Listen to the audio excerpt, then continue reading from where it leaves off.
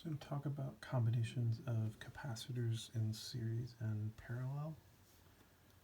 We'll start off with capacitors that are in parallel with each other. And you can tell that these three capacitors, C1, C2, and C3, are all in parallel because it's going to be the same voltage drop across each of them. So same voltage, therefore they are in parallel. So when the EMF is connected to the circuit, all of these capacitors will be charged, and if they have different capacitances, they're going to have their own different amounts of charge. I just want to indicate the positive and the negative plates.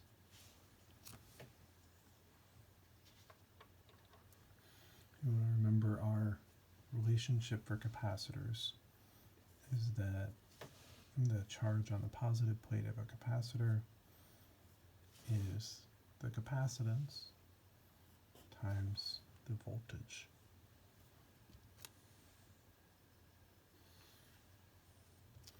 If we want to think of these three capacitors together, acting as one single effective capacitor, and we can ask, well, how much charge is stored? So the total charge is going to be whatever the charge is on Q1 from capacitor 1 plus the charge Q2 for capacitor 2 plus the charge Q3 for capacitor 3.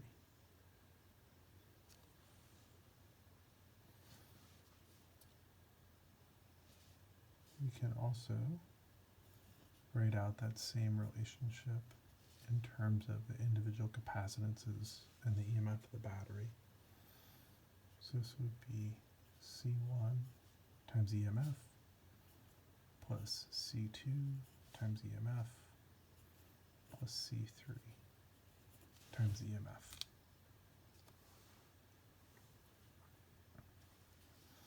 Those all involve the same voltage, so I can factor this.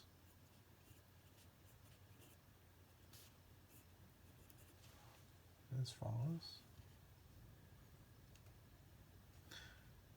And then when we think about what the equivalent capacitance is, if the capacitors are in parallel, it's fairly straightforward. So these three individual capacitors would act like a single capacitor with C equivalent times EMF, where C equivalent is just the sum of the capacitances. So in parallel, C equivalent for N capacitors is just take the individual capacitances and sum them up. So capacitors in parallel, just add the capacitances. And note, this is opposite what we found for resistors. All right, in the next case, we're going to think about what happens when we have capacitors in series. This one takes a little bit more care to think through. So again, I've got three capacitors, C1, C2, C3, all connected in series. And we'll see what that means. So as soon as the EMF is connected into the circuit with those three capacitors, the top plate, the top capacitor, acquires a positive charge. The bottom plate, the bottom capacitor, acquires a negative charge. None of these other plates have a charge yet. Okay. Now, the positive charge on the top plate is going to cause a negative charge on the bottom, and the negative charge on the bottom plate of the bottom capacitor is going to cause or induce positive charge on the bottom capacitor's top plate. Now that charge separation, or where did that come from? It came from in here.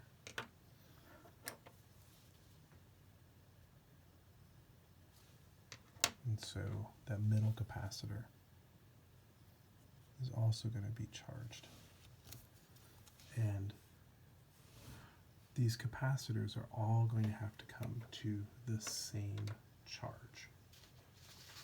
So in series, capacitors will reach the same charge.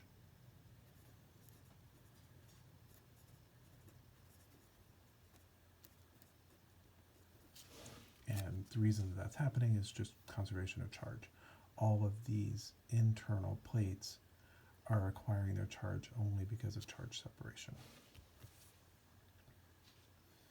All right, so let's write out what we can say for these three capacitors in series.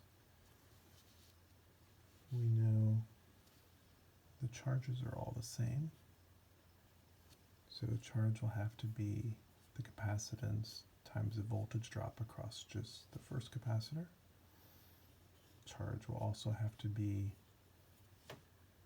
the capacitance of the second capacitor times its voltage drop, and that same charge will also be capacitance of the third capacitor times its voltage drop.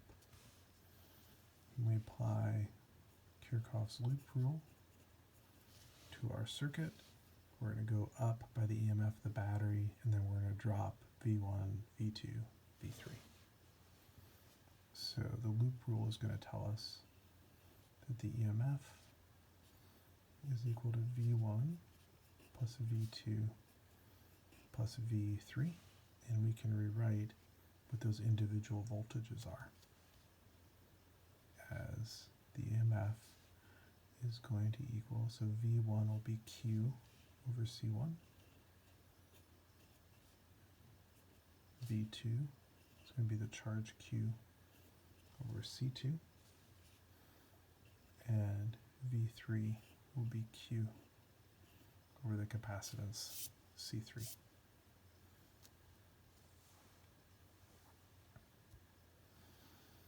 Now we have a common factor of Q. I'm going to pull that out. So we have that the EMF is equal to Q 1 over C1 plus 1 over C2 plus 1 over C3. And that tells us what the equivalent capacitance is going to be. That is Q over the equivalent capacitance.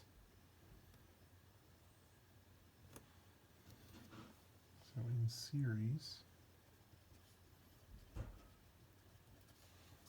for N capacitors, 1 over the equivalent capacitance is going to be sum from I equals 1 to N, 1 over the individual capacitances, all added together. So for capacitors in series, their capacitance adds in inverse. And just like with resistors, this is opposite. For resistors in series, you just add the resistances. For resistors in parallel, you add them in inverse. For capacitors in parallel, you just add the capacitances. And for capacitors in series, you add them in inverse.